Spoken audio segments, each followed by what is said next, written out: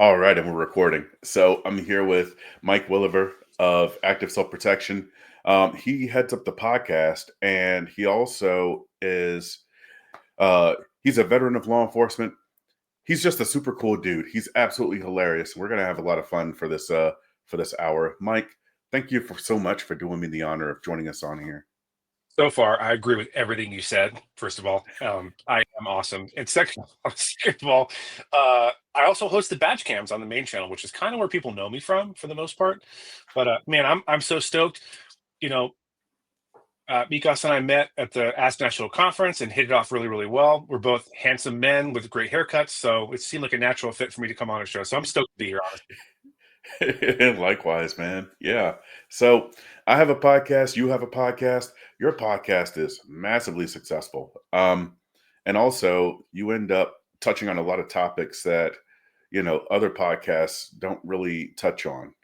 Nearly every episode has to do with an actual defender that used deadly force to defend themselves or had to defend themselves against deadly force. Right. So, it's amazing. Like, I'd love to hear more about how you put together your episodes and how you find these people. Well, I'll start off at the beginning, which is the idea for the podcast. And John and I have been friends since 2000. Excuse me, for about 25 years now. And we even after he moved away, we were neighbors in California in this crummy apartment complex. He and his young family, me and my young family, and he lived right underneath us. They moved to Arizona, and we stayed in touch and stayed friends. I went to his graduation. Our kids hung out with their kids. It was really great. And so, as I'm approaching retirement, John's like, "I want you to come work for me," and I'm like, "Absolutely, I'd love to." But we didn't really know what I was going to do. The badge cam thing was actually secondary to the podcast. I'm known for the badge cams, but the podcast is what I came up with, and we kind of put our heads together, like, what are we going to talk about? Because it wasn't immediately obvious that we would interview people who've been in self-defense encounters and trainers and other people, but that wasn't an automatic idea. When we landed on that, what was critically important to me was that we not do, first of all, that I not be the pretentious tactical Tim. I was a federal agent and I blah blah blah blah blah. The average person is turned off by that. I know I am when someone's just Mr. Super Duper Macho Testosterone, Yeah. gunslinger, two smoking barrels. I wanted I think I'm relatively down to earth person. I wanted to keep the topic simple, and the tone is down to earth as you can possibly make it. Now, these are traumatic experiences. In many cases, people lost their lives or lost loved ones. So it's important to tell the story accurately, talk about any training they might have done before the incident, sort of their self-defense mindset, the incident itself. But I'm way more interested in the aftermath of an incident, especially a private citizen or a law enforcement officer who had to take someone's life. I think we hear stories about a defensive encounter or a police shootout, and we talk about the shootout, bang, bang, bang, bang, bang, and that's it. That's the end of the story. And I think the real story begins when the smoke clears, and now you're dealing with the aftermath. You're dealing with things like, should I call 911? Because if I call 911, I'm going to be on tape, recorded, and do I know what I'm going to say? When the police show up, do I wait around for the police? Do I not? When the police show up, and if I'm there, what, if anything, do I say? We're sponsored by Firearms Legal Protection, and they would tell you, just tell them I'm happy to cooperate with you the moment I'm able to consult with my attorney and leave it at that. There's a whole lot of thought and decisions that go into that because you don't want to be sitting in jail, for 6 months awaiting a trial if they don't see the events the way you do. And then obviously the relationship challenges after that, the PTS or PTSD, whichever you like. I'm open to either one. And the potential legal costs. We had a guy who shot someone who was attacking him in front of his own home that had been threatening him for a very long time. In fact, it's our most listened to episode of all time. He set up cameras, had the whole thing on tape, and he went through $10,000 in a completely justified shooting before anything even happened. So these are things to consider, things to get. The mental reps aren't just for the action, right? The mental reps are for what's it going to be like after, and have I thought this through? And really, the biggest question that I ask people who want to carry a concealed firearm or open carry, which I don't recommend, but if you want to carry a gun, is, have you had that conversation with yourself and your God and ask yourself, if it comes down to it, can I actually pull a trigger on a gun? Now, the reason that's so important is you might be the other one bringing a gun to the fight you're in, right? It could be somebody else who's who's beating you severely and has a huge size advantage, and now you're justified in shooting them to stop them from what they're doing. Can you? Because you do want to introduce a gun that you're not ready to use, right? And now all of a sudden it's not your gun anymore, or it's used against you, or you shoot yourself by accident. I think these are all things that are critical to talk about, and I think a lot of the feedback we're getting from the listening public is, yeah, no one else is really doing this. Now, correct me if I'm wrong. Send me an email, by the way, if you've been in a defensive encounter, before I forget, Mike@activeselfprotection.com. I'd love to talk to you about it. A lot of folks write in and they're like, I don't know if my incident is worthy of a podcast, and usually they are. But what we're getting back from the people who are listening is, yeah, I hadn't thought about that. The other effect that I wasn't anticipating is that people will write in and go, I listened to the episode with John Smith, and he was in a shooting, and I heard him say A, B, and C. And when he said that, I realized, oh man, I'm not crazy, or I'm not alone in the world. It's okay that I feel a certain kind of way in the aftermath of a defensive encounter, and then go, can I be on the show too? That's happened 3 times in 3 years, which is remarkable. Wow. Where people have been like, yeah, I heard. The earliest one was a shooting in a house, and it was a autistic adult male who was naked and busted through the door. And it was a terrible incident because this wasn't like an actual bad guy, quote unquote. It was just somebody having an episode, and the homeowner shot and killed that person. Well, then I get a email a year later about someone else, was a female this time, who defended herself against an ex who burst the door of her house. And she had listened to the previous one and just had a bit of a breakdown over it, because she was like, oh my God, thank God I heard this, because someone else feels the way I feel. Something I think people don't anticipate in the aftermath is the feeling they didn't see coming, like despondency, guilt. What could I have done differently? Did I have to pull the trigger? Did I have to do A, B, and C? And so I think we're providing a service to people, free of charge, by the way, where they can listen to other people's encounters and kind of work through in their own head, hey, am I really serious about my self-defense? Am I able to do the thing in the moment of truth or not? And I hope that if someone was planning on carrying a gun and then had that conversation and said to themselves, I don't think I could pull the trigger, and then didn't carry a gun, I think we did them a favor, frankly, for the reasons I talked about earlier. Okay, I've been talking for too long. Please help me out. No, ask me a question. No, yeah, I'm just absorbing it all because, like the work you're doing is absolutely outstanding. And, it's just there aren't a whole lot of people out there that are doing this. So so is it really just coming down to, like, for instance, someone emails you, right, and says, hey, I've been through X, Y, and Z. Mhm. What's typically like the vetting process? Like, how does that conversation usually So go? I usually I will ask for a police report or a news article or something. People don't always have those, and I've had this is something I never talked about publicly before, but I have a couple in the can that I'm not putting out because my BS alarm went off on them. They just wanted to be on the show, I think, which is unfortunate. But you got one of the reasons I think that I'm above average at interviewing is because I did it for years in law enforcement. It was a different kind of interview, for the most part. Mostly I interviewed bad guys in law enforcement, and now I'm interviewing self-defenders. But what it gave me was, I think, an above average BS detector. If someone's making up a story, I've done thousands and thousands of interviews. I was the guy they would ask to interview. Another agent would be like, hey, can you come sit with me on this interview and talk to this guy? Because I had the ability at 3 a.m. in a stinky, dark, depressing cinder block room with a guy handcuffed to a stainless steel table who doesn't want to be there, to walk into that situation and massage that guy. It's going to sound gross, but look, I'm dealing with serious bad guys doing serious bad things, and I got to get on their good side. So massage that guy for 45 minutes. Now we're just talking. We're just getting the floodgates open a little bit. And then within the next hour or two, I've got him on tape admitting to every single element of this federal felony he's just committed or that we've arrested him for. And that, I think that is a special lane that I'm in. Not a lot of people can do that. So that's one of the reasons I thought, hey, this might be a good idea. Back to your point, the vetting process is not rigorous. Is it possible somebody got on my show with a nonsense story that wasn't true and it made the air? Sure, it's possible. But what I don't want to do is somebody's brave enough to write to me and be like, hey, I'm willing to talk about this really critical incident, this very sensitive topic in my life. I'm not going to let the perfect be the enemy of the good by turning them down if they don't have the physical evidence, right? And that may be a best practice or not. I don't know. It's worked for me so far.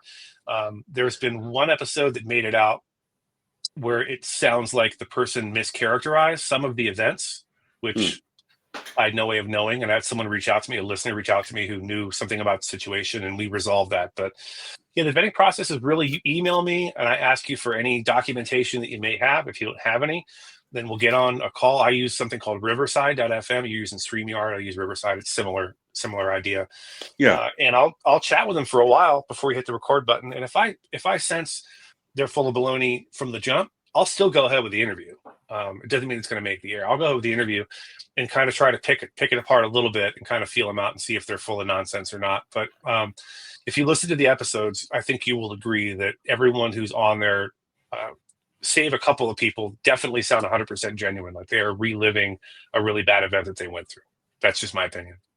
Yeah, that makes a lot of sense. And I hear that from these interviews as well. It's almost like, okay, yeah, it's uncomfortable, sometimes maybe even painful, but they know the good that it does for people. And so that makes it worth it. Do you have any that really just kind of stick out? Like any that, Yeah, like let's I say, for haven't. instance, like let's say your next door neighbor says, "Oh man, I just found out Mike had a podcast." What would be like the first or second one that you were referring to? I get asked that from time to time, and it's actually a tough question because what you don't want to do is introduce them to the heaviest, most serious one that has ever been, with a bad outcome, because they might be like, "Oh, this is a little too heavy. This is not easy listening. This is not pop boy band stuff. This is serious business, and it's just too heavy." I think that's some of the reason why some people shy away from it. So I can't think of one off the top of my head, but I'll probably direct them towards one with a good outcome. There's plenty of them like that where the outcome was fine, nobody got hurt or nobody got killed, and be like, if you want to hear the real gut wrenching stuff, there's one that came out the first week of September of last year, just before the conference. That's actually turned into a two-parter because they got the guy back on the line because he remembered a bunch of stuff about the aftermath that he hadn't remembered in the first one. And I can't, for the life of me, remember. I feel terrible. I can't remember the name, but I'll look it up right now. Yeah. And that ended up being a two-parter because it was so involved. The guy was a veteran and ended up having to shoot a guy who turns out was a fellow veteran who was robbing him at gunpoint. And the aftermath of that, the things you would never think of, to include the media showing up and mischaracterizing what you said and what you did, family members and fellow gang members of the decedent showing up and threatening you. This guy, he told me, maybe on the second episode, that a fellow, I guess, gang member of the person who robbed him and who he had to kill showed up a year later on the anniversary of the shooting. Our guy doesn't work there anymore, and this guy shoots the clerk thinking it's the person who shot his fellow gang member. Man. Getting sued by a coworker who, so I'll tell you briefly the story. He's at the cash register. I think it's his second night, and this other girl's not been there for long. There's a manager. He's down to buy the coolers. At the cash register, guy shows up, shows a gun, says, "As long as you do what I tell you, nobody gets hurt." Pretty standard, typical Hollywood line to open a robbery. And he had just been told by his supervisor there is a time lock safe or some sort of safe that we cannot get into. I think it was time lock. Probably it was time lock. But we can't get into it. There's cash and we can't get into it. So he hears this guy say, "Do what I tell you and everything will be fine," and displaying a gun. And in his head, he connects a couple of dots. I'm not going to be able to do what he wants me to do. I'm not going to be able to open that safe. So I've got to figure it. He's armed, right? Our good guy's armed. And I've got to pick my moment because I'm going to get back there. And what he's envisioning in his head is, we're going to get back there and he's going to open the safe and he's going to say, "I can't." Bang, bang. We're both dead. And the guy leaves with a case of beer or something. So he realizes, I've got to do something at some point. Tries to pick his moment. As they open the door of the manager's office, he attempts to shove the female co-worker into the office, bounces her head off the door frame. She's concussed. He now shoots basically right next to her head. So he's shooting right by her ear, not at her outright, but like so tinnitus for life, and ends up shooting the guy and killing him. Well, she ends up turning around and suing him for damages, for injury, for all this other sort of thing. And no, is anyone who's carrying a gun and going over a mental rep considering the possibility that someone you're trying to save will end up suing you because the method in which you protected them was suboptimal or didn't go well? I certainly wouldn't. And it wouldn't occur to me, even after being a cop for 30 years in the aggregate, it wouldn't occur to me to warn somebody, hey, yeah, you might want to be careful on the anniversary of this incident because someone might show up to try to shoot you. Like, no one's thinking that. I'd never heard of such a thing on a robbery. Now, if I worked gangs for years. If you snitch right on a gang member, you're never safe for the rest of your life because they have long memory. They're gonna want to come get you. But if you're just a civilian who gets into a kerfuffle with a gang member, usually the gang members don't target you and your family afterwards. But that's what happened to this guy. So it's a lot of things that I think are unexpected, a lot of things you couldn't possibly see coming. And those are two good examples of that, in my opinion. Wow. That's a lot. Wow. So, yeah, that's still pretty heavy. Yeah. I say all that to say that episode is the one that I get the most people commenting about the seriousness of it. And then the follow-up episode, same thing. Well, you think of another question. I'm going to look at what that episode was last September. And I really want people to be able to find it. Yeah. August. Okay, so hold on. there was one interview that really kind of stuck out to me. And it was the interview of Officer Tim Grammons from Illinois. Skokie, Yeah, Illinois. That's right. Yeah, had a shootout with the with the gangster's disciple. And that was really kind of crazy. Yeah, John and I were just talking. We were doing badge cams earlier today. We were just talking about how many magazines should you carry as a law enforcement officer, and my answer is yes. All of the magazines. Like, don't go full Tackleberry, but since you brought this up, I'll make the point. Yeah, I think people complain about police militarization, and I understand the sentiment, right? But the police are now. This is not Mayberry anymore. It's not Barney Fife with a bullet in his pocket. There are bad guys out there with fully automatic weapons. So the police can't be behind the eight ball all the time. Now, there are times when the police go overboard and they decide, well, we have this equipment, we got to use it for something. There's a hammer looking for a nail. Yeah, absolutely, that happens. But one of the reasons I like this progression is cops can wear a tactical vest a lot of places now. Now, does it look more military or intimidating? Yeah, I guess. But I don't want my police to not look intimidating. And what it enables you to do, what I did, I'd have 2 or 3 mags on my vest, 2 more on my belt. And after hearing Tim Grammons' story about needing, I can't remember how many rounds it was. It was a lot of rounds. Like 140 something or something some crazy insane like that. Number. Yeah. As the one-armed deputy in the movie Unforgiven once said, I don't want to get shot for lack of shoot back. So I think more magazines are probably better. I'm not sure where we're going with that one. I'm sorry. I did find the episode, though. It is from August 30th. Of 24, Army vet forced to fatally shoot armed robber, and Zach was the name of the guest, and I'm kicking myself for not remembering that, but that's probably the most. It's the heaviest one by far. It sparked the most discussion amongst people in the comments, and people come up to me. People walked up to me, fully 10 or 11 people at the conference to talk to me about how impactful that episode was. So I think it's worthwhile. Yeah. Another episode that was really worthwhile was there was one guy, I forget his name.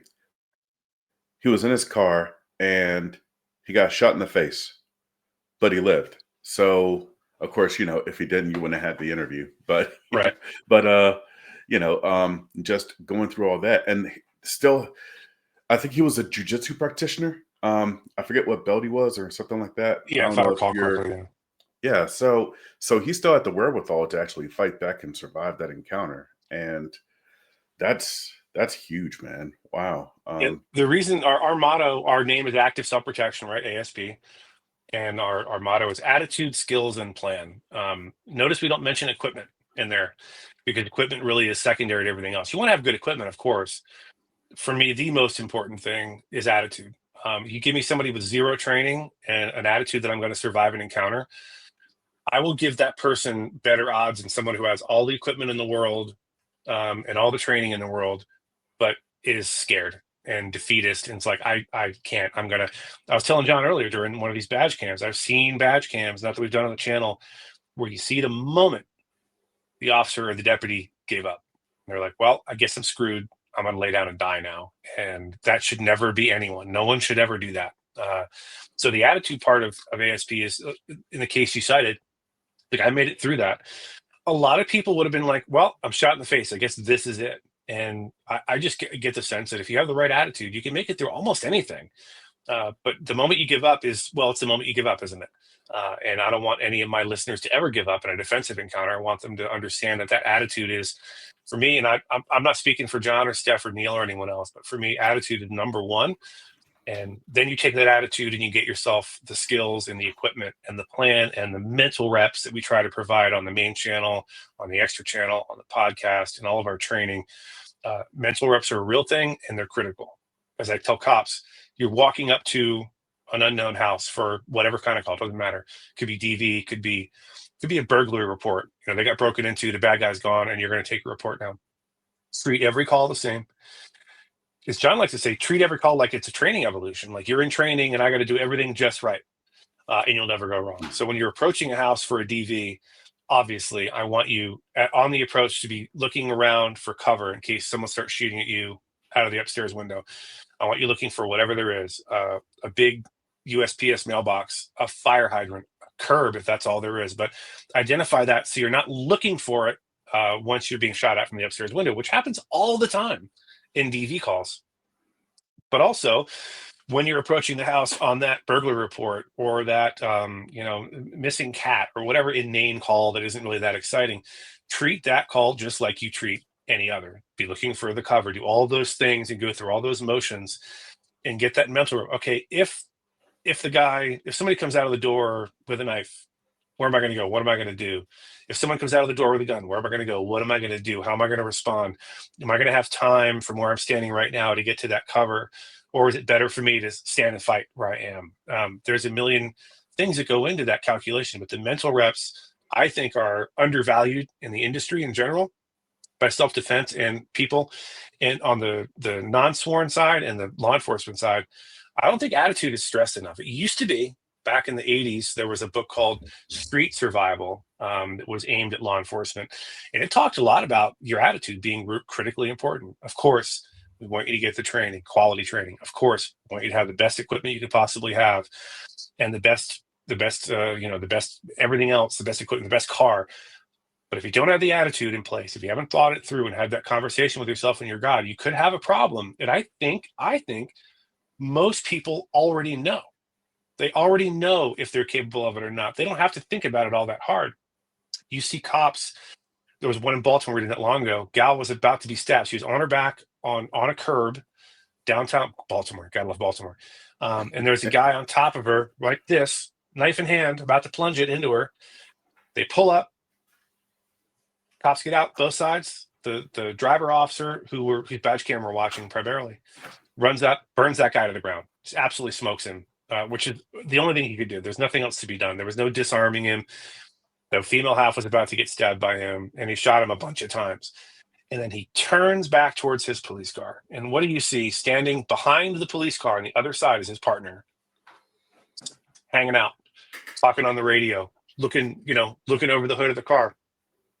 I promise you, that guy already knew this wasn't for him. And I want to stress this as well. If you want to go into law enforcement, you already know if you have what it takes to step into something. I think people inherently understand I'm a defender, I'm a protector, or I'm not. What I want to do is destigmatize not being that protector. If that's not you, that's okay. Like some people just don't have that in them at all. And no amount of training and preparation and mental prep and mental reps can change that about their person. I think a lot of people are that way, and that's okay. Do not put yourself in a position where other people are relying on you to step into the breach and handle business if you already know you can't. And I think that officer knew that already. This wasn't even a guy with a gun. It wasn't even like he was in all that much danger from this call. He just saw, oh, bad thing, really bad thing happening right over there. I'm gonna try to look official and stand here by my car with my gun out, talking on the radio, doing whatever. I called that guy out pretty harshly on that video, but the public needed to hear me say that, and he needed to hear me say that. And I'll say there's other ways to help people out. There's paramedic, there's firefighter, there's librarian, school teacher. There's a ton of ways to serve your community that don't involve you having a badge and a gun. If your badge and gun are a fashion accessory for you, if they are your identity as like, I'm a tough guy because I have fill in the blank, that's a problem. But I'll say it one last time, I think those officers, those deputies, those agents know that in their heart, and they're just hoping they never get tested. They're just hoping the day never comes when they have to respond to something like that. And that's one of the things I'm preaching is, look, if that's you, that's okay. You don't have to be ashamed of it. You don't have to feel bad about it, but you need to change jobs. You shouldn't be in security. You should not be in the military. No, you can't just not be in the military. If you join the military, you got a problem, right? But if you're LE, go to your sergeant, go to your lieutenant and be like, man, can we find something else for me to do? I know you put all this money and time and energy into training me or whatever. I don't feel like I can do this job. And any supervisor worth their salt should respond to that with, thank you so much for telling us that. I really appreciate it. There's other stuff you could do in the police department, right? That doesn't involve you being on the front line. There's all sorts of CSI. There's 1,000 jobs in any given police department that you can go do that. If you don't have the attitude to finish a job, nobody's risked their lives by you having that position. So that's another thing that I talk about maybe too much on the badge cams. I feel that,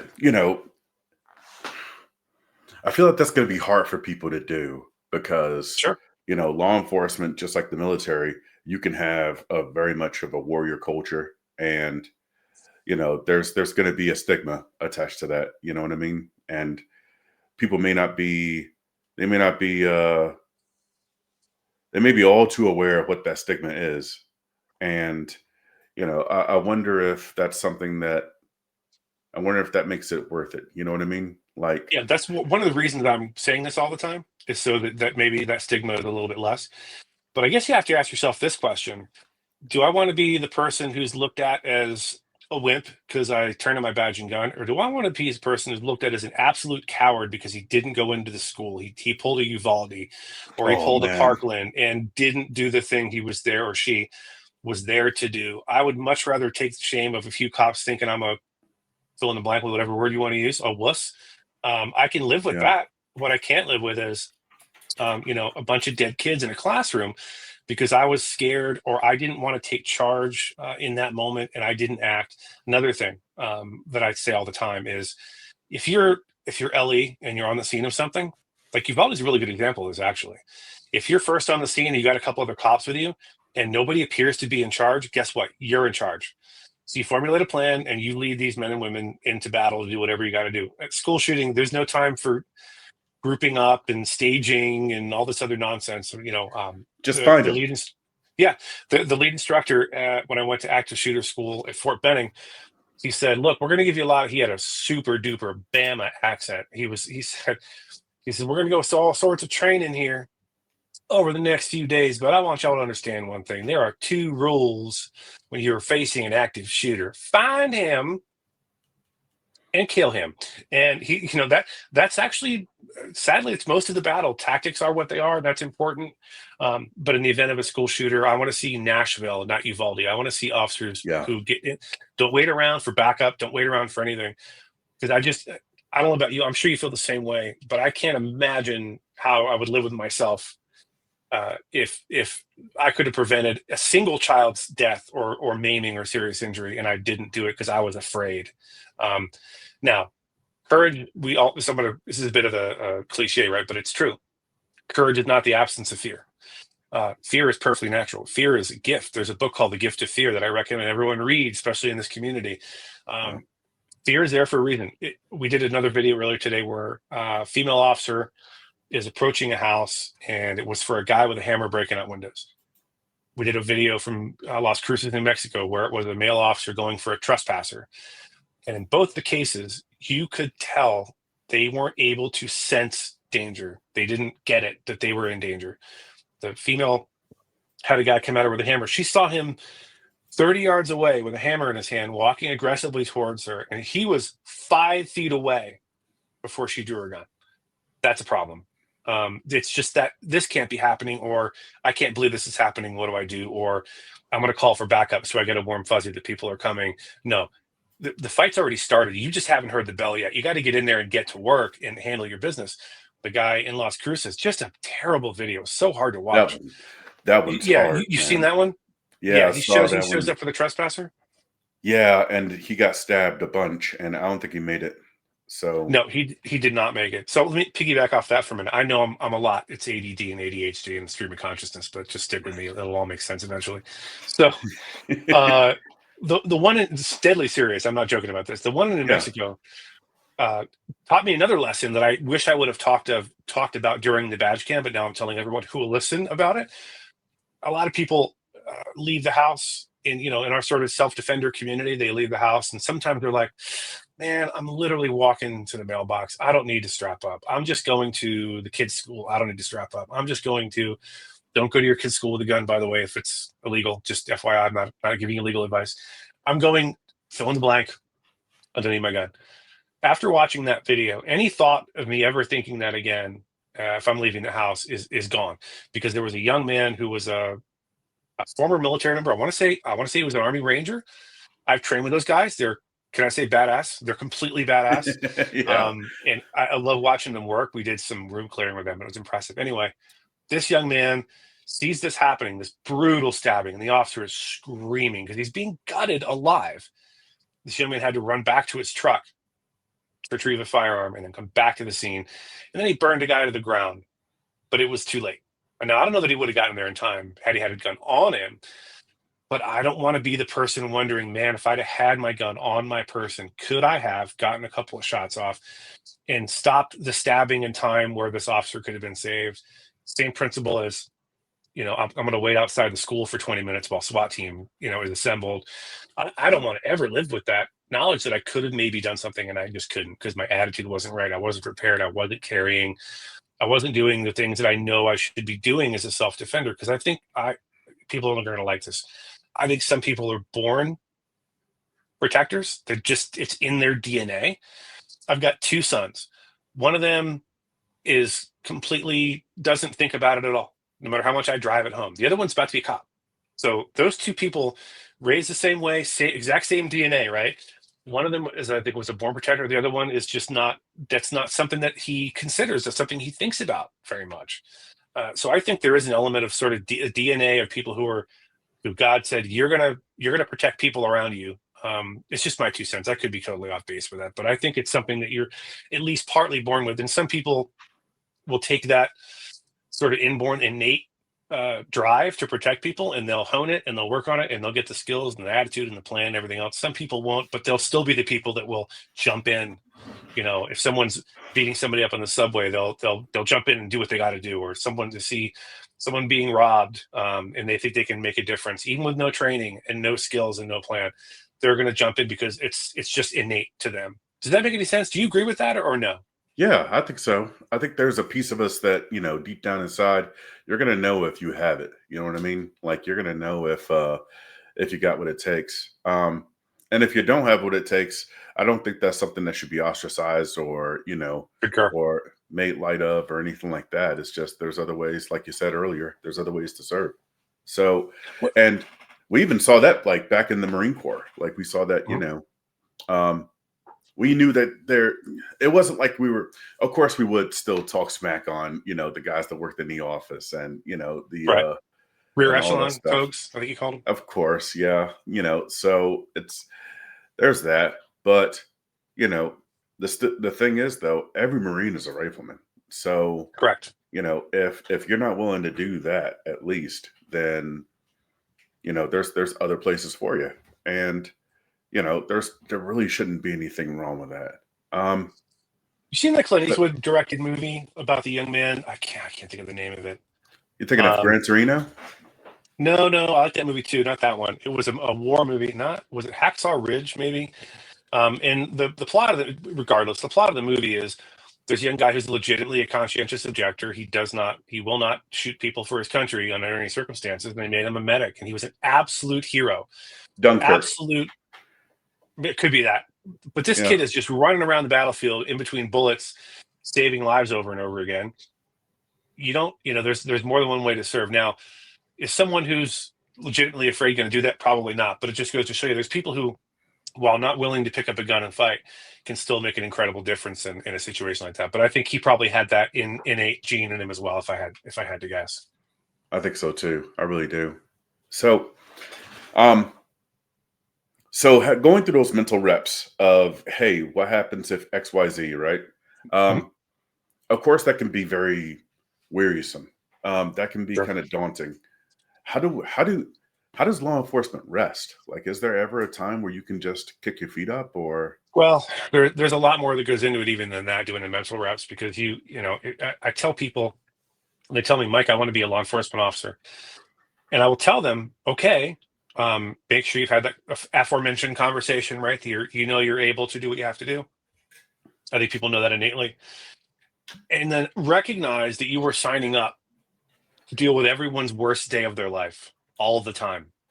In some places, every single day, you're dealing with someone who lost their infant son to a drowning. You're dealing with people who are, someone got killed in an accident. You have to go notify them. You're dealing with, in some cases, you had to shoot someone and it was clearly suicide by cop, but they left you no choice. And now you're dealing with that baggage.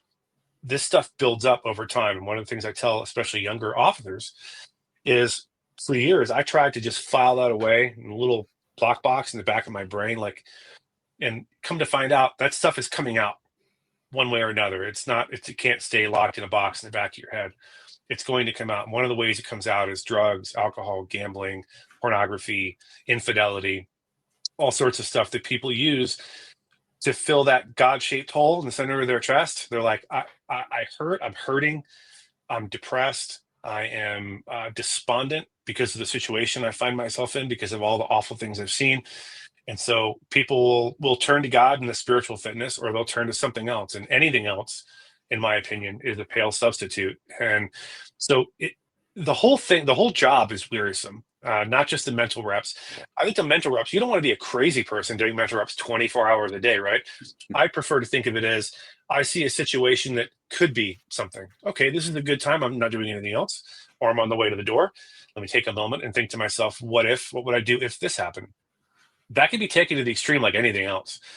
You have people that go to the range every day or 3 times a week, and I'm like, that's cool. But if you're not a competitor, that seems like a lot. That seems like a little bit much. So you can overdo anything. I think keeping the mental reps to, you observe a situation where possibly a critical incident could occur or something could happen, and you just ask yourself, hey, what would I do if this happened? Where would I find cover? Um, you know, even thinking things through ahead of time, like carrying my pepper spray, right? Have I ever yeah, practiced getting this out of my pocket? Have I ever practiced like getting it up and drawing it? Am I putting it in a bag, in a fanny pack, in a purse, or whatever? Will I be able to fumble through there and get that? Because if you're using pepper spray, almost certainly you're being assaulted or about to be assaulted, and you need to defend yourself. Have you thought through just the simple act of getting the pepper spray out of your pocket? And once you have it out, is it pointed in the right direction? Simple question, right? But if you've never considered it, if no one's ever challenged that belief that you have that, oh, it'll be fine, I'll get it out, and maybe you will, maybe you won't. You go to a pepper spray class like we give at the national conference, and you'll see, no, it's actually a little bit more difficult than you think to get it out of your pocket, orient yeah, yourself to where it is, get it up, and bless the deserving, right? yeah, That takes a little bit of mental preparation and a couple of reps. Doesn't take much, but I'm gonna give this advice that I give to everybody when I talk about palm. It has this reversible clip, right? Everyone seen that right there? So it's reversible, meaning you can spin this around. So the clip orientation relative to the actual hole where the spicy juice comes out can be changed. So for me, I carry it all the time, left front pocket. Just consistency is important. It's like yeah, you should carry your gun in the same place all the time, right? Um, yeah, Left front pocket, clipped in. And I know that when I've oriented it so that when I take this out of my pocket and I index that clip on my knuckle like this, I already know the business end is aimed at the bad guy. And I just practice that every once in a while. I'll just say, hey, how fast can I get my pepper spray out? Right? I'm not doing anything. And I'll try it. And maybe I need to work on something. But I think mental reps are important because, especially in law enforcement, most agencies, I know we're going to touch on this, so we'll start now, I guess.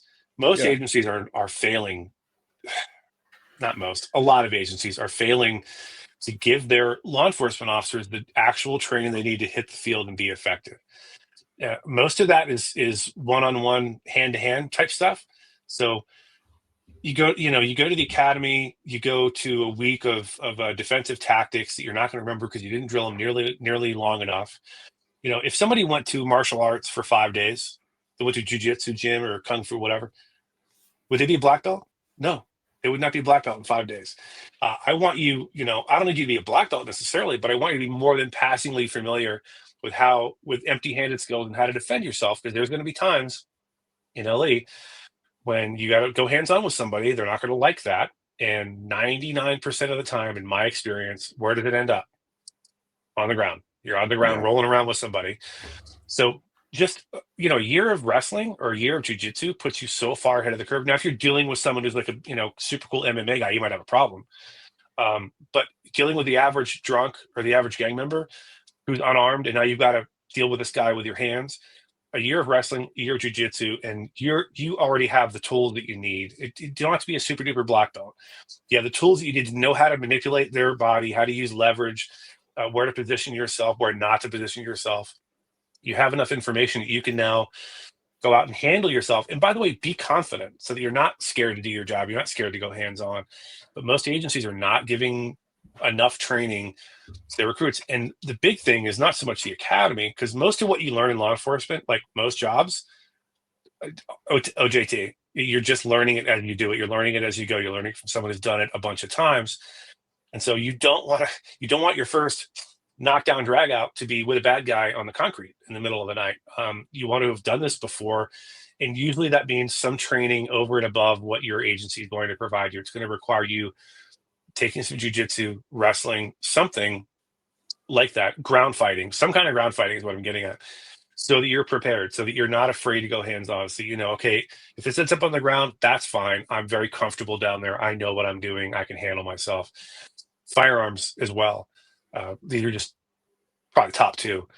The firearms training in most agencies is the okayest firearms training of all time. And that's it. It's just, it's shooting at paper targets. If you're lucky, if they do an advanced firearm training exercise over and above qualification. I know places that they do actual firearms training like every few years, twice a year. I won't name the agency because they're a really good agency otherwise, where they come in twice a year, every 6 months. They go to an indoor range and they put 10 holes in a target and they leave, and they're off you go. You're good. And that should terrify you as a citizen. I want my cops getting a ton of firearms training. I think people have the impression that everyone who has a badge and a gun is some super duper great firearms person. I got news for you. Over half of the cops that I trained could not give two rips about being proficient with their gun. It wasn't a priority for them. It wasn't important. They did just enough to pass. They hated going to the range. And I'm like, did no one tell you there was a gun involved in this job? Like, did no one, you didn't know from the recruiting poster, or the guy, the cool Fed standing there with his hand on his hip and the gun and badge are sticking out like a TV cop? Yeah, guns are involved. So you almost certainly have to get some training over and above what your agency gives you, or you know what? Write your congressman. I'm not kidding. Write your congressman, write your city councilman, write whoever has authority over the department you're working for. Write them anonymously. I don't care. Be like, hey, you need to know people are shooting and scooting. They're not getting enough firearms training. And those people they're what? They're liability conscious. So they're going to pay attention.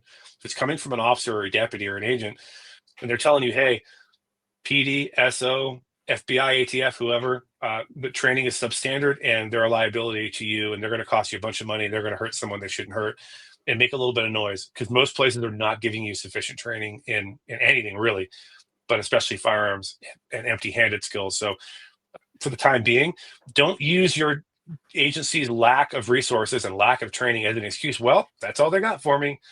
You owe it to yourself, to your partners, but especially the community that you serve, right? You're there to serve the community. They're depending on you. They're counting on you to be capable. They're counting on you to be lethal if necessary. They're counting on you to be above merely competent.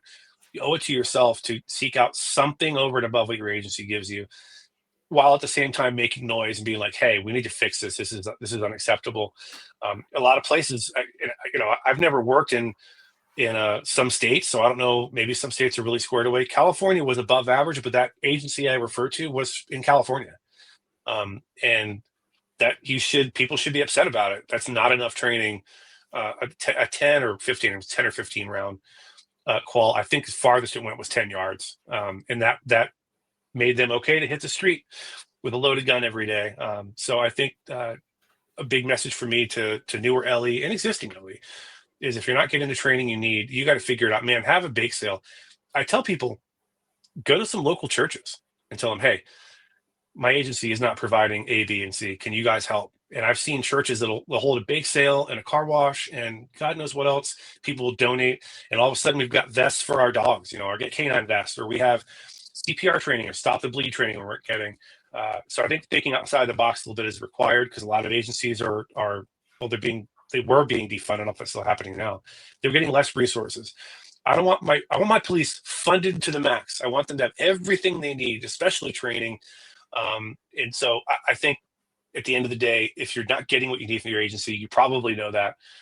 If you don't know that and you're listening to this, then figure it out. If you're not getting sufficient training, you're going to have to spend a couple of bucks. I know you're not going to get rich being a cop. You're going to have to spend a couple of bucks, go to the ASP National Conference, go somewhere and get some training, or take the time out of your day.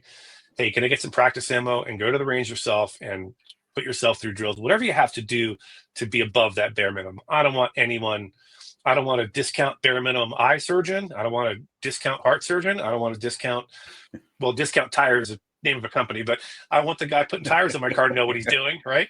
So why wouldn't you want your cops and your paramedics and your firemen to have as much training as possible? So I think for people who are listening who aren't Nelly, maybe that's something you can develop a passion for, is making noise in your community. Hey, go to the police station. Hey, I'm listening to a show. I know this sounds crazy, but you guys need anything? Like, are you getting everything you need? Because I'm just a citizen. I'll go to the city council meeting and make noise. I'll go to to the mayor's office. I'll write emails. I'll get other people. I'll start a petition.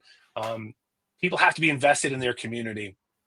But moreover, officers need to be trained and competent, and they need to always, always, always bear in mind that you're not there to lord your authority over the community. You're not there to harass people needlessly. Your job is to serve your community. The Constitution is not an obstacle to be overcome. The Constitution is a framework in which everything fits nicely, and you can do your job effectively without violating it.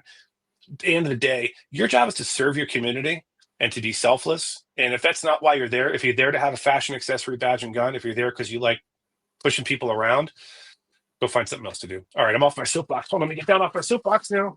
Okay. Sorry, rant over. Those are all great. That's a great rant. And I think it's something that doesn't get said enough. I think that there's also a public perception that is somewhat skewed by, mainstream media and movies in Hollywood, because on the worst day of their lives, when they're 100% in trouble, when they're really in danger, everybody wants John McClane. But if their life isn't in danger, then they want Andy Griffith. And I don't know if that's ever going to exist in the same person. That's just kind of, it doesn't seem realistic to me. Other than me, you're never going to find anyone who's both of those. I'm kidding.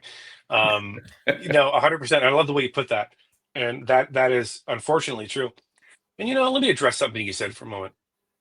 I think that people like me think that there are no racist cops. There is no racist stops. It's not happening. It doesn't exist. And this is all just made up, blah, blah, blah. That's not true. There are racist cops. I don't know how many, because they don't fly a Confederate flag or a swastika over their patrol cars. So they don't identify themselves easily. I work with a guy, California, I'll leave it at that, California. And I've told this story before in public, so strap in. He was absolutely a racist. However, he wasn't stupid. So he was never going to do anything that you could point to and be like, see that? It was all very subtle. He never called anyone a name. He never did anything like that. He would arrest white people, black people, Mexican. He did not like black people. And the stop that really, really pissed me off, quite frankly, was I pull over a vehicle, literally matches the description. I mean, I think people think cops use that as an excuse, but I think some probably do. But a lot of times people in vehicles match a description that we were just given of a crime that just occurred. So it happens. So it was a very distinct SUV. There aren't many of them. And it had the same kind of rims were described by the victim. It had the same color described by the victim. It had the same heavy window tint described by the victim, and relayed to dispatch and relayed to us in the field. I was on a task force, and I was in a cool car, so an unmarked unit. Like, you would never have known it was a police car. And I see him. I call it out. I call it to plate. There was no plate information given by the victim, so we didn't know what the plate was. Pull him over. The second the window started to come down, I'm like, oh, this isn't it. And I'm like, I'm so sorry. So it was two black couples, one in the front seat, male, female in the back seat, and they're going to the movies. And it wasn't black men and women that did the crime, so I knew it wasn't them. As soon as they opened the window, I'm like, oh, I'm so sorry, your car. And they're laughing, oh, no problem. Oh, cool vest. Like, who do you work for? And we're just chopping it up on the side of the road. And I said, I want to be clear. You're free to go. You don't have to stand here and talk to me if you don't want to, but I'm happy to chop it up for a few minutes. And it was a really nice interaction, actually, as it turns out. And I got on the radio and I said, my call sign, I'm like, I'm code 4, I don't need any help, or we're good. This is definitely not them. And this law enforcement, I don't want to say officer or deputy, so I clue it in too much because there's some behind the scenes stuff I can't talk about. But anyway, I said, oh, he pulls up to the driveway. And I'm like, oh, we'll code 4. You can take off, bro. We're good. Because I had a suspicion he was a jerk. Now, the female half, I'm on the passenger side of the car. She's on the phone because first of all, because she has every right to be on the phone. But second, she even asked me, do you mind if I make a phone call? This was after I told him you're free to go. I'm like, no, go ahead. It's fine. Now, the reason I don't want someone doing that on a stop where I think you're the bad guys is they're calling for backup. They're calling for their buddies to come lynch him away from the police or whatever. But I wasn't worried about that. So her being on the phone was not an issue. This guy walks up. I'm like, we're good, man. We're good. Put the phone down. Get off the phone. Hit the end button. You put your hands where I could. Now, there are cops who aren't racist who get a thrill from spinning up someone that you're dealing with. It's a sick culture, but they're like, I'm gonna needle this person, Willever's dealing with, and then I'll walk away and he'll have to deal with the fallout. This wasn't that. He was just a racist. And even with that, there's nothing that I could go, see, he did that because, and be able to prove it in a court or in a personnel hearing. But I made my objections known to the management of the agency for which he worked, and said, look, we bring a lot of authority, enforcement, and experience into your community from the federal government. If you want that to continue and continue cleaning up these bad spots, I don't ever want to see his face when we're doing it. I don't ever want to see him out there when I'm working. So I'll just go 10-7, good night. I'm going home. I'm going to go. I'm calling in sick for the rest of the day. I'm done. And some things happen behind the scenes beyond that. But so my point is this. Did that guy do anything where I could be like, see, he's a racist? No, he's just doing stuff he would potentially do in any stop. We'll get off the phone, not knowing that I had told him it was fine, whatever. So there are racist cops. They exist. I have no idea how many there are. I remember a few when I was a police explorer back in the 80s, like 86, 87. It was a lot more prevalent. It just was. It was a lot more prevalent. And you did what you could back in those days to combat it. But I was literally police explorer, high school kid. No one was going to listen to me. Things have gotten so much better because the overt racism is pretty much gone. But you still have people like that. So I don't ever want to dismiss especially when a black person, Mexican person, whatever, says, I'm afraid of the cops, or I'm worried about what's going to happen on a traffic stop. Because unfortunately, racist cops do exist. And unfortunately, every time I turn around, John's sending me a badge cam of someone who gets shot who didn't need to, or someone who gets jacked up or thrown to the ground who didn't need to. Maybe it's an accidental shooting, but the fact is it's a white cop and a black motorist. And it's like what I said the other day. We did a really long badge cam about a cop who was very badge heavy with a young man who was clearly high on the autism spectrum. I mean, as soon as he opened his mouth, you're like, oh, okay. This kid's got special needs. Clearly, anyone would know that. Anyone. You don't need training. You just know. And he went out of his way to be like, you're a criminal and you're, all this nonsense. Like, I saw you jaywalk. No, he didn't. Didn't see him jaywalk. I saw you jaywalk across the street. Stop right there. Give me your ID. And this kid is responding exactly the way you think he would. And what I said in that video is, my sister-in-law, who I love dearly, has a severely autistic son. He's a big guy. He's not an adult yet, but he's pretty close. She's terrified that he's going to come across some law enforcement and they're going to misconstrue his actions and they're going to beat him up or they're going to shoot him or they're going to do something. What am I supposed to tell her after she sees that video? everyone in the world knew this kid had special needs. The second, and I mean the second he opened his mouth, it was evident. So he should have been like, at that moment, been like, oh, okay, I thought I had a drunk walking home who's causing, and I don't. This is what I actually have. Just relax and be like, hey man, can I give you a ride? Can I help you in some way? The problem is if you don't have that mentality that I'm here to serve the community, but I'm here to enforce the law and be authoritarian and control everybody all the time. That's the kind of action you're going to have. That's the kind of law enforcement you're going to get. So I know probably aren't a lot of cops watching this, but if you are, and you know that guy is the way he is, mention it to someone.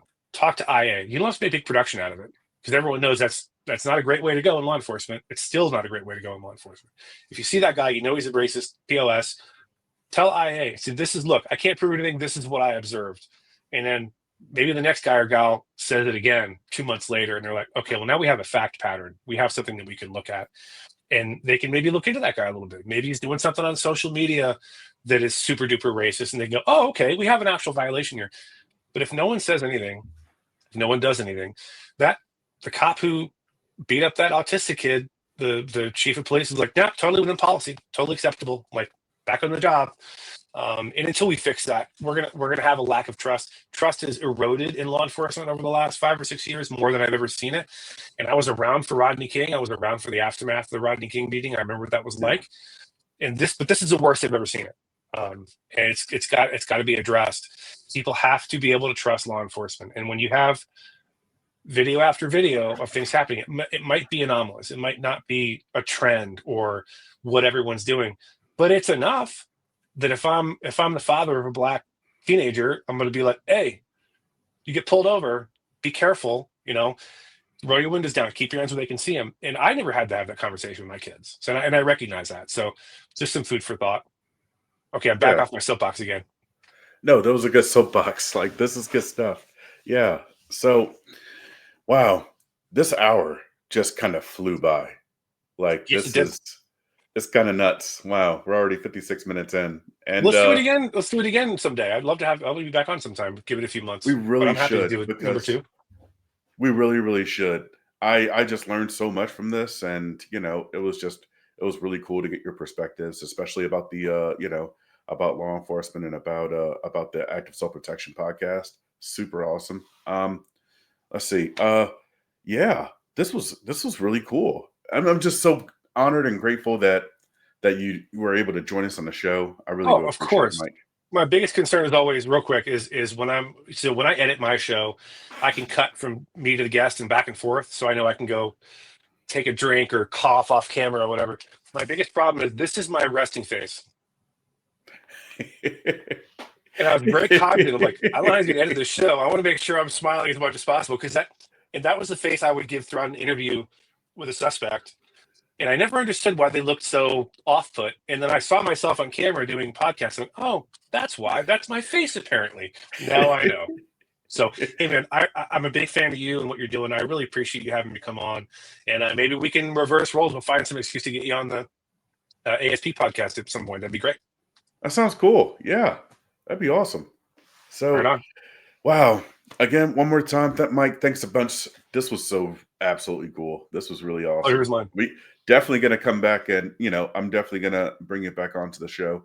And for our folks that are listening and for folks that are watching this, I just want to say thank you so much for the time that you're spending with us.